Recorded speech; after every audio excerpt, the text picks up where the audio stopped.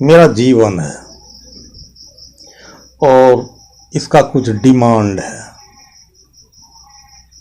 जीवन है तो जीवन में बहुत सारी आवश्यकताएं होती है, तो आवश्यकताओं को पूर्ति करने को हम डिमांड ही न कहते हैं, मांग ही न कहते हैं कि मेरा मांग क्या क्या है।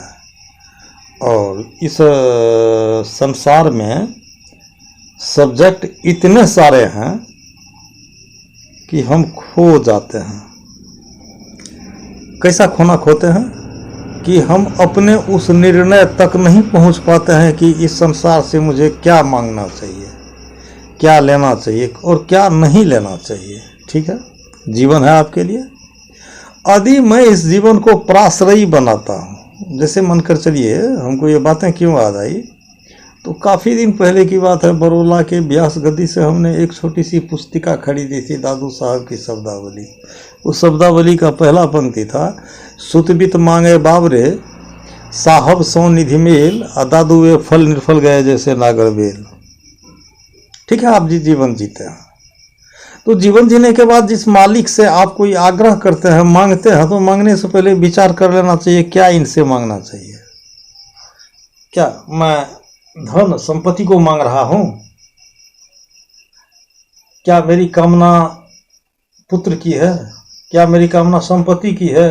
क्या मेरी कामना मैं वैभवशाली बनूं, प्रतिष्ठा की है? तो ये सब मांगने वालों को कहा दादू साहब ने, सुतबित मांगे बाबरे, धन और पुत्र मांगने वाले बाबरे। उसमें भी कहाँ से? अपनी पौरुष नहीं, अपनी क्षमता नहीं, अपना कोई योगदान नहीं, हे मालिक मुझे ये वस्तु देना। तो दादू वे फल निर्फल गए जैसे नागर बेल। नागर कहते हैं पान को और बेली कहते हैं लत्ती को। तो आपको मालूम होगा कि पान का लत्ती सदा सब दिन हरा कचोर मिलेगा, आपको लगेगा अभी अभी ये पता आया है, लेकिन उसमें फल नहीं लगता है। तो हमें अपने इच्छाओं को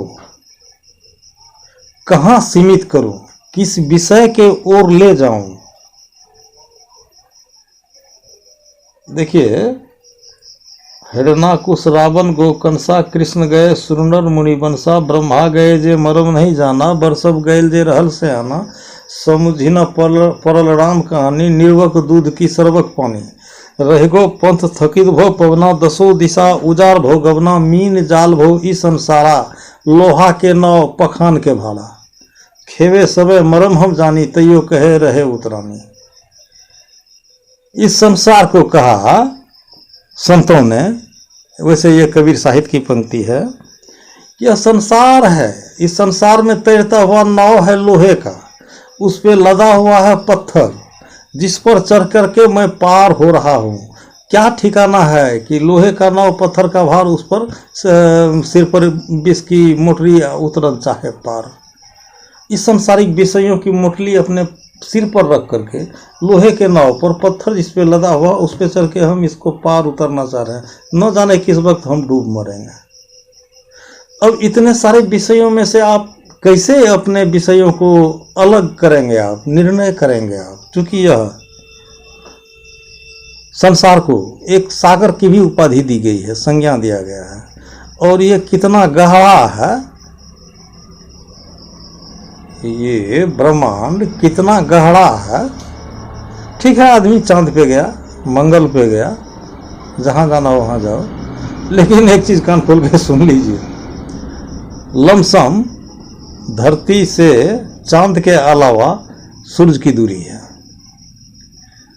और सूरज की रोशनी आप तक में 9 मिनट में आती है। बहुत ऐसे ब्रह्मांड में तारे हैं, तो कोई तारे तो सूरज से 9 गुना, कोई 900 गुना, कोई 9000 गुना, कोई 9 लाख गुना बड़ा है। उसका भी प्रकाश इस पृथ्वी पे आ रहा होगा या अभी तक नहीं पहुंचा होगा, ये भी बात सत्य है। कोई तारे ऐसे हैं जिस तारे की रोशनी को धरती पर आने में 4 अरब साल लगेगा। धरती की भी उत्पत्ति का 4 ही अरब साल हुआ है। हो सकता है उस रोशनी और प्रकाश को धरती पर आने में 5 मिनट लेट हुआ, तब तक धरती नहीं बचेगी, प्रकाश गुजर जाएगा। इतने लंबे अथाह सागर में हम भटक रहे हैं। ठीक है। इतने लंबे अथाह सागर में जो हम भटक रहे हैं, तो कैसे हम निर्णय कर पाएंगे। और सागर, उसका तुलना किया संतों ने आपकी इच्छा से। जैसे आपकी इच्छाएं सीमित नहीं है, वैसे ही इस सागर भी सीमित नहीं है। चाहे इसको परखो चाहे उसको परखो, ठीक है। आप अपने इच्छा को सीमित कर लें तो ये संसार भी सीमित हो जाता है। इच्छाओं को सीमित करने के लिए आपको एक लड्डू चाहिए खाने के लिए। वो कौन सा लड्डू? नीमहि कीट जस नीम प्यारा, विष को अमृत कहीं गंवारा। नीम के पेड़ में भी कीड़ा होता है और गुल्लर के भी पेड़ में कीड़ा होता है। तो गुल्लर के पेड़ में बसने वाला कीड़ा जो है उसको मीठा लगता है, और नीम में बसने वाले कीड़ों को नीम तीता लगता है।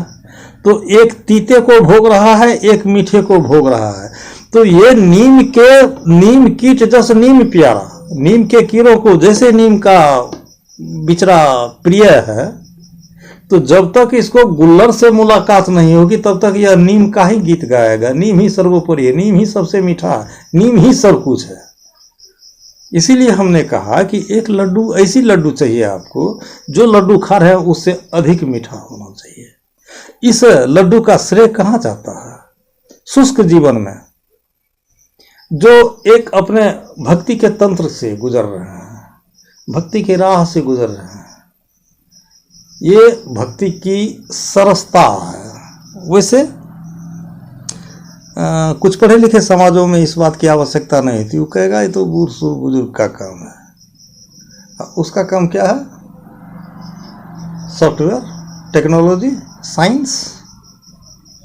और मेरे ख्याल में वह सब सूखा रह जाता होगा, हकीकत से वह वंचित रह जाता है।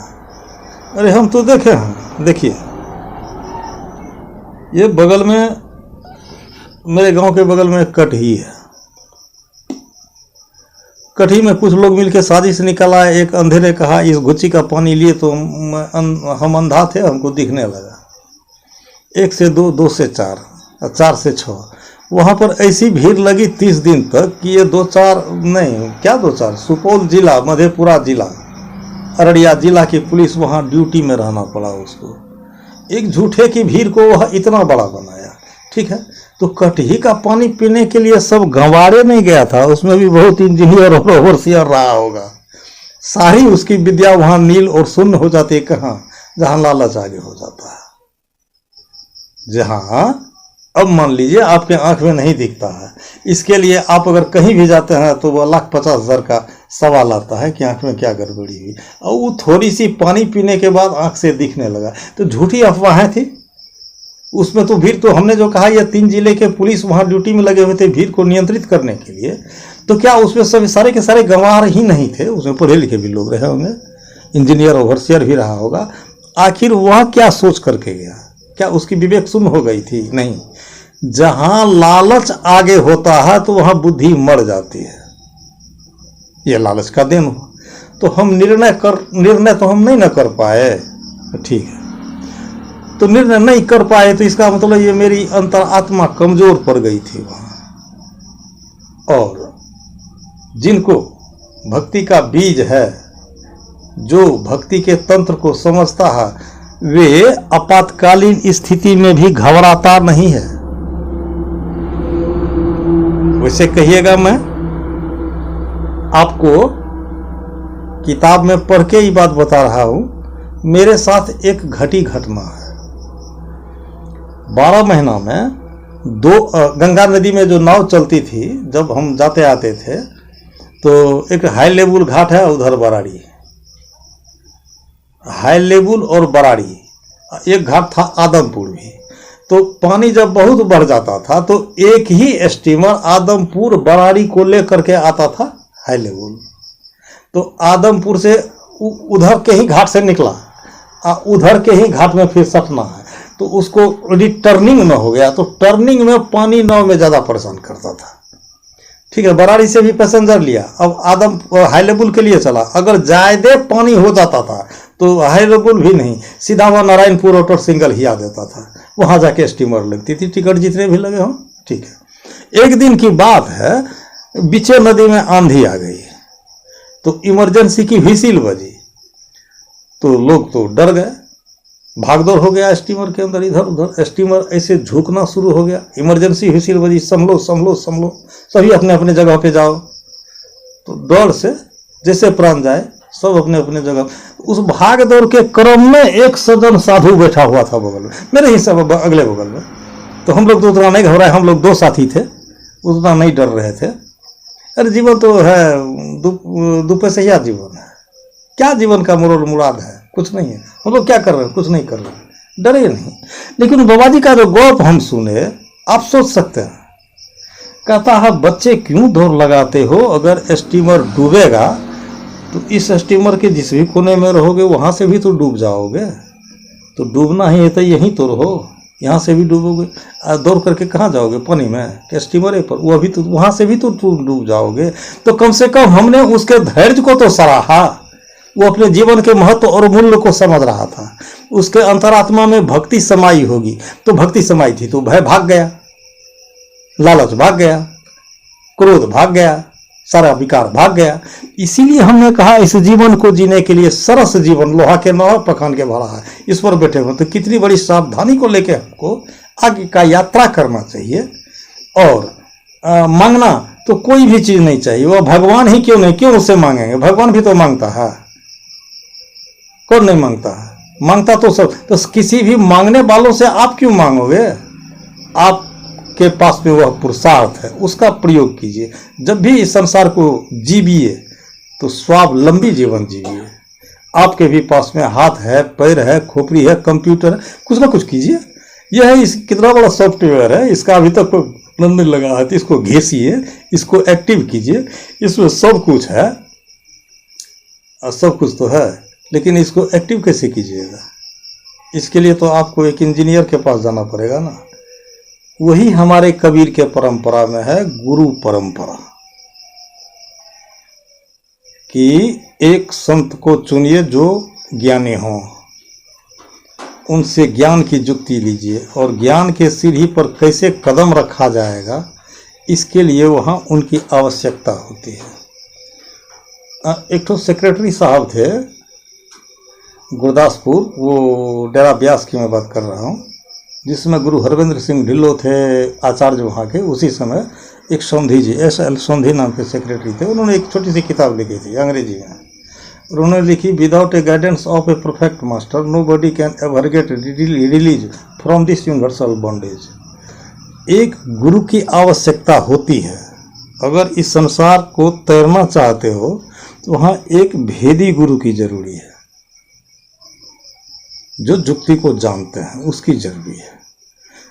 अगर उससे तुम कुछ लेकर के कर रहे हो, अब वैसे तो एक ठो हमारे यहाँ बुजुर्ग लोग थे, वो एक ठो कवित गाते थे संस्कृत का, ये सांगन श्री कृष्ण लीला साधु नैवच कर्ण ते नड़ाह धिक्तांग धिक्तांग धिगे कतांग धिक्तांग धिक्तांग धिगे कतांग कथयंती कीर्तन हो स्थित हो सत्संगे मृदंगा। अगर आपके अंदर में भक्ति भाव का रस न हो तो वह मनुष्य इस संसार में वैसे भटक रहा है जैसे एक निर्जीव ढोलक को बजाने के बाद वह ताल निकालता है, क्या धिक्तांग धिक्तांग धिगे कतांग। इसका अनुवाद अगर आप हिंदी में कीजिएगा तो ढोलक कहता धिक्कार है धिक्कार है धिक्कार है धिक्कार है, तेरा जीवन धिक्कार है। अगर आप आत्म प्रेमी हो, आत्म संयमी हो, इंद्रिय संयमी हो, आपके अंदर में भक्ति का वह तंत्र विराजमान है, तब तो आपका इस संसार में जीना सार्थक है। और नहीं सुखे जीवन को जीते हैं तो धिक्कार है धिक्कार है धिक्कार है।